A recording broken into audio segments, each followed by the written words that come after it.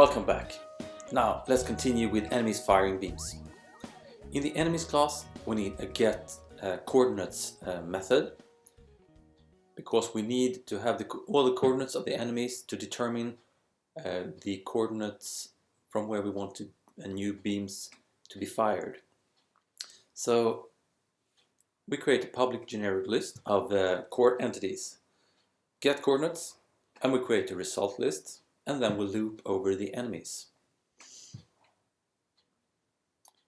And in this loop we just write result.add enemy.get coordinates, and then just return the result.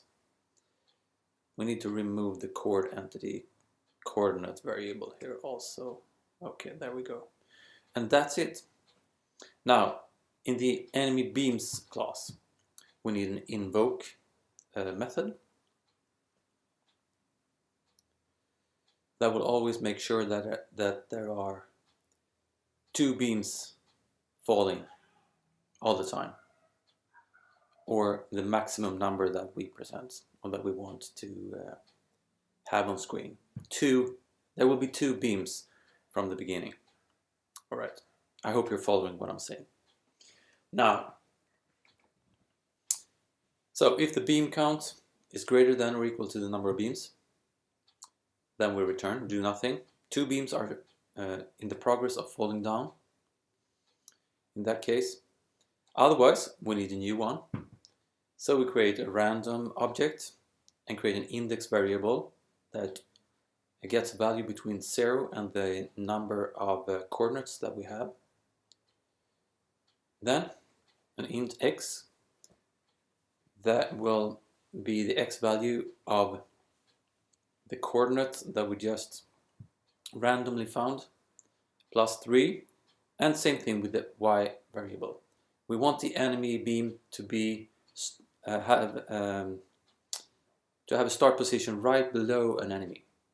So 3 right and 3 down.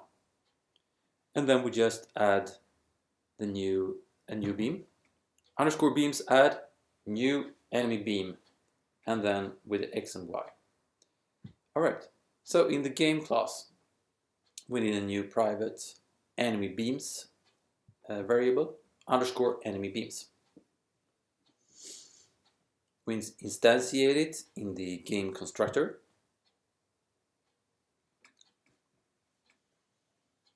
Alright, and now we need to add the enemy calls here. First, in the plot method, EnemyBeams plot. Same thing with in the remove method, EnemyBeams dot move. Perfect.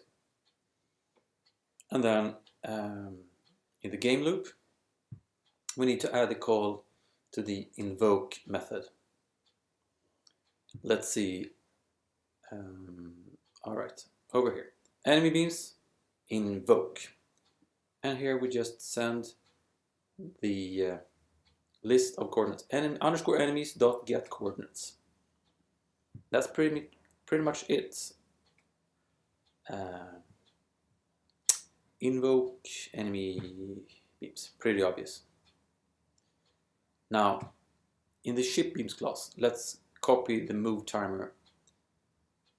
I should have finished the EnemyBeams class first. Okay, but anyway. So we add a move timer instantiation.